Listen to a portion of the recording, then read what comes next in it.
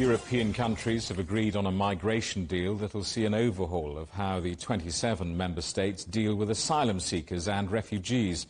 Let's talk to our correspondent, Alex Cadier, watching events for us in Brussels. Alex, what got this deal over the line?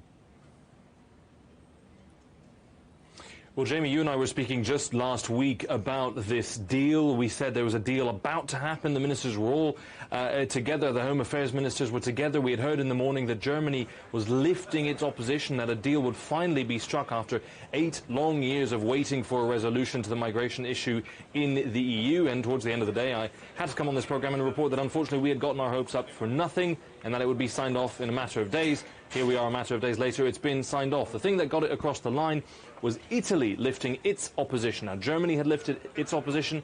Italy came in saying it wasn't happy with some language about how some of the NGOs, which help rescue migrants at sea in the Mediterranean, were mentioned in the legislation. They are now both on board, Italy and Germany.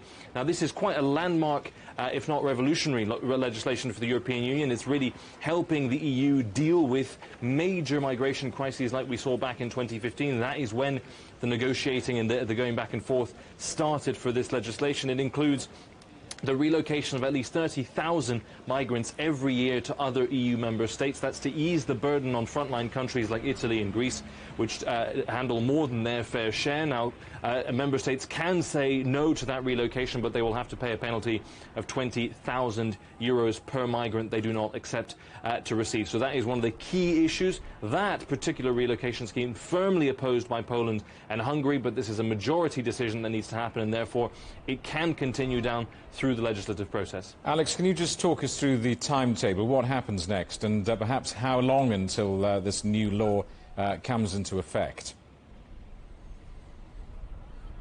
Well, we'll start with what happens next, Jamie. In a little bit of Brussels speak for you, we're going to move into a trilogue. That is a negotiation between the European Commission, that building behind me, the European Council just around the corner, and the European Parliament a little bit further down the same road. Now, they will get together to hash out the final language, actually drafting this legislation. That will take a while. It also will include a bit of a clash between some of the powerful left-wing forces in the European Parliament and the interests of Giorgia Meloni, the hard-right Italian Prime Minister who has been pushing for hard-line measures. For example, in this legislation, new rules will allow border agencies to lock up migrants for 40 weeks while they process their asylum claims in times of crises. That has been very difficult to swallow for some of the more progressive legislatures, so we might see some back and forth there. Now, all in all, you ask me how long?